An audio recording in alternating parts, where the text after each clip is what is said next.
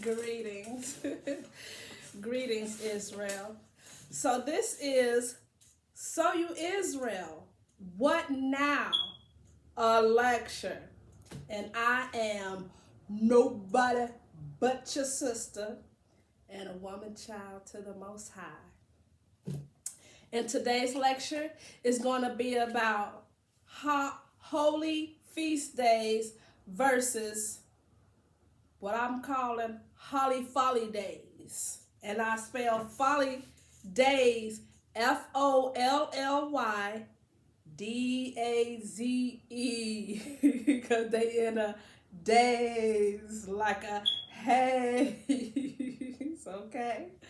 So the first thing I'm gonna get into is folly days. When it comes to the folly days, this is what's going on.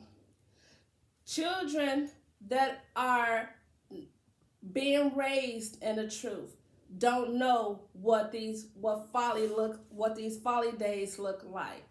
So I encourage you, caregivers of children, to sit and watch with the children and point out to them the no-nos of it all. The no-nos of it all. The pointing out, and then challenge them to point out as well what they see in a TV show that is against the scriptures, and point out why these days are wicked. Okay? Also, use these time to go and take the children into knowing these historical facts of what does these folly days, the folly days I'm calling is from the holidays. They're not holidays. It's just Satan trying to get close to being like the Most High, gonna call his stuff holidays when the Father's holy days are holy. Okay? So the children don't know what it looks like. So I encourage again, sit and watch with the children. For older children, if you don't feel like watching with them, allow them to watch. And what do you want from them? A report. What kind of report? You want to know, what did they see that was wicked? Why was it wicked? And why is it against the Most High? Okay? We need and want to train our children. Also, when it comes to the folly days, during the folly months, go into the grocery stores. Make it fun. As you're going through the grocery stores, you're going through and seeing, so they can see what the folly looks like. You don't want them to grow old and be like, oh, that looks fun. I want to be green. Oh, I want to wear that red. No. You want them to be able to recognize the difference as they grow older. You'll know when you're done teaching them, because spiritually they don't want to be bothered with it no more. Like, oh, I know. And then they themselves will be spiritually convicted as they grow older and they see it. My daughter, when she was young, she had a substitute teacher. She came home she was so confused, so cute, like, Mama, our teacher wasn't there today. We had a substitute, and her name was Miss Valentine's. And I didn't want to call her Valentine's.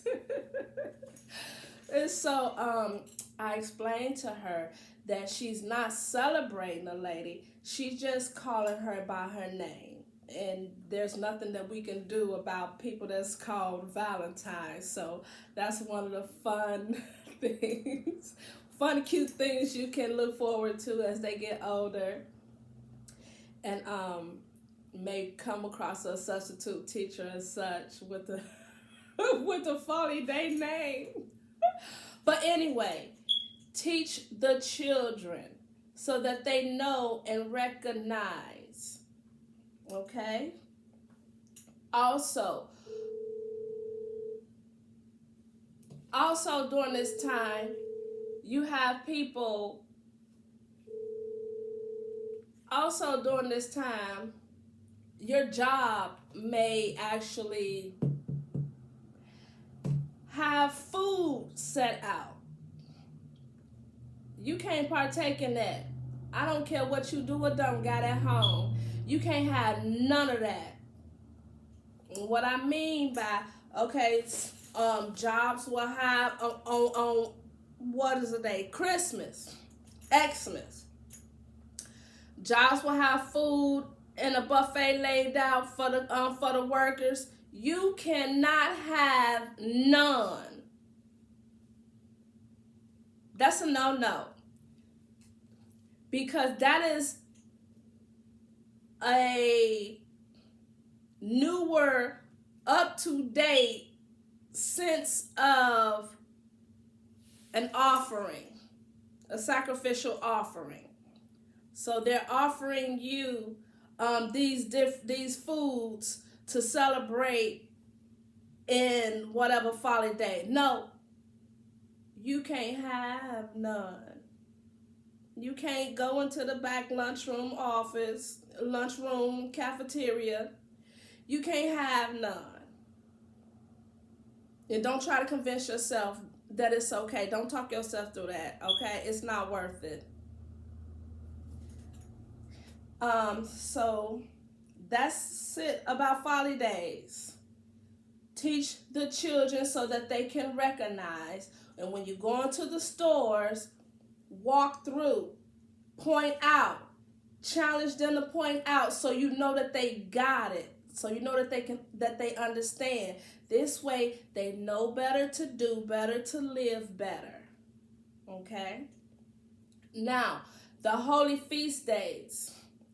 There are assemblies that believe we're no longer supposed to keep the feast days because we no longer live in Jerusalem. And I am here to tell you that is not so.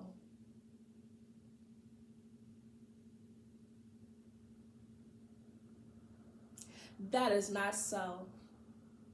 And I got the scriptures to prove it.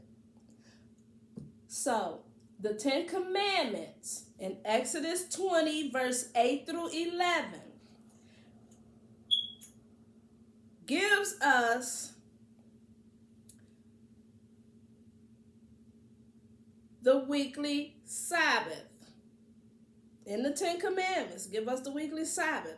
So, the Sabbath, line upon line, precept upon precept, here a little and there a little,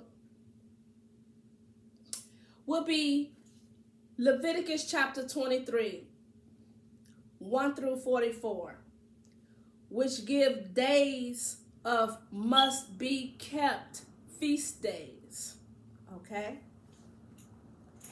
So let's get into it. Generation precept throughout our generation. So, Leviticus chapter 23, verse 1 through 2. Speak to the children of Israel. Israel. Who is the children of Israel? You know that you are from Jacob. There was twins, Jacob and Esau. Jacob, who was renamed Israel. Jacob, who was renamed Israel, had 12 sons. This are the children he are speaking to, the children of Israel. That's verse 1. That's verse 1 and 2. And then followed by that is the weekly Sabbath. Then Passover. Then the Feast of Unleavened Bread. Leviticus chapter 23. The end of verse 14. It says, throughout your generations, all your dwellings. Followed by Pentecost. A new sacrifice. I like to make a new meal. A new meal is my new offering, is my sacrifice, is my offering for the Pentecost. So, Leviticus chapter 23, end of verse 21. And it says, an everlasting covenant, all dwellings and generations. We keep then the memorial of the blowing of the trumpets and the Day of Atonement. Following that, it says, Leviticus chapter 23, end of verse 31. An everlasting ordinance in all your generations and dwellings. We keep the Feast of Tabernacles, Leviticus chapter 23, end of verse 41. It says, shall be an ordinance in your generations. Leviticus chapter 23, middle verse of 43. He said that I made the children of Israel to dwell. So, not the nations of all men, but to uno, one nation. If you done stumbled on this video by mistake and you a Negro, this is our history, the Bible. We have no business celebrating that which happens throughout. We don't have no business celebrating man-made folly days, okay? So, those are the mandatory feast days. Now, then, so it goes like this. The Ten Commandments, Exodus 20:8 through 11, then leads to the precepts, which is Leviticus chapter 23, verse 1 through 44, the Holy High Feast days.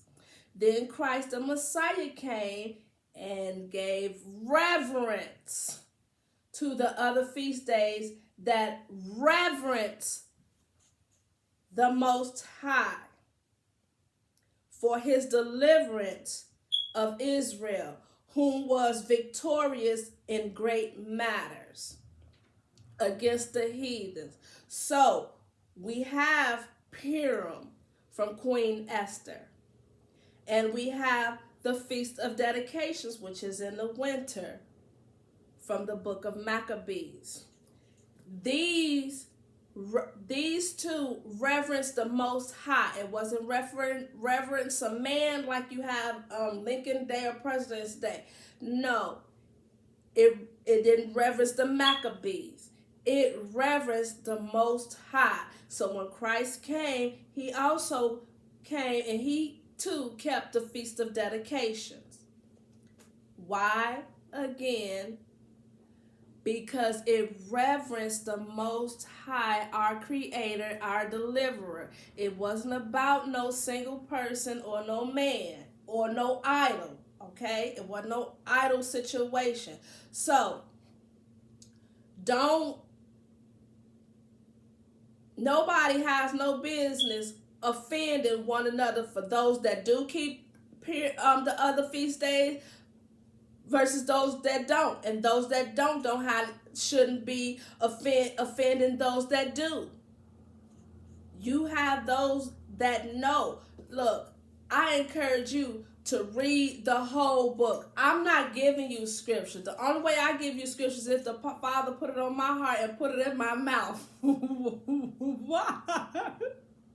Because don't nobody read. Don't nobody read.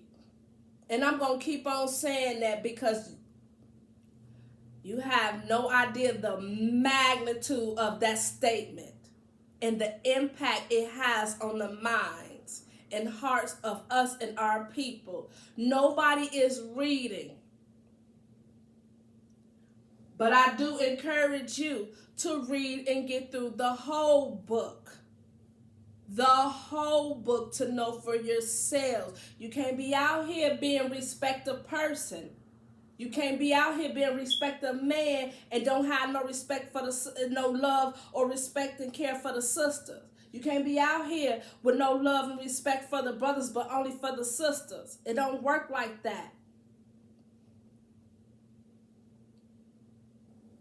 We should not be an offense to one another. Nobody is reading. How do I know?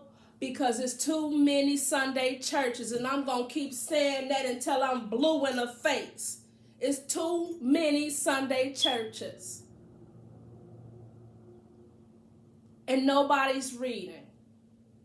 Pick up the book. Know for yourself. To understand for yourself that you be not respect a person. All reverence and honor and praise and glory be given to the Most High, our deliverer.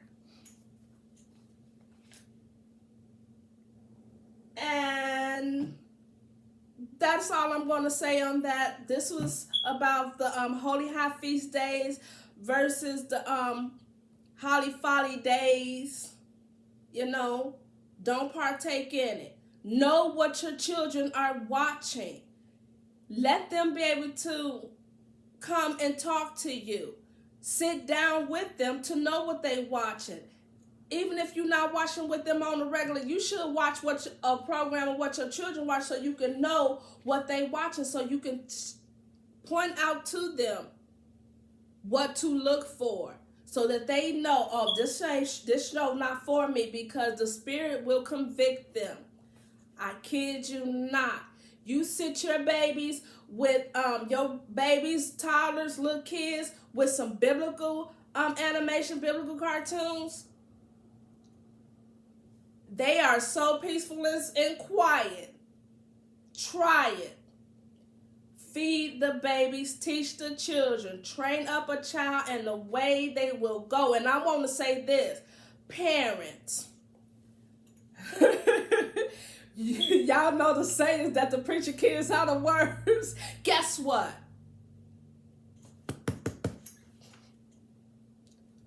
We are the preachers. We the Most High kids. Don't overly worry about your children. If you feeding them this word, be encouraged that when they get older, they're going to look to this. They're going to seek this. What you're going through right now is temporary. Enjoy the moments that you have with your children, because when they grow up, they only that age once. Enjoy your children while they are small. Teach your children while they are small. Read to your children while they are small. Now is the time.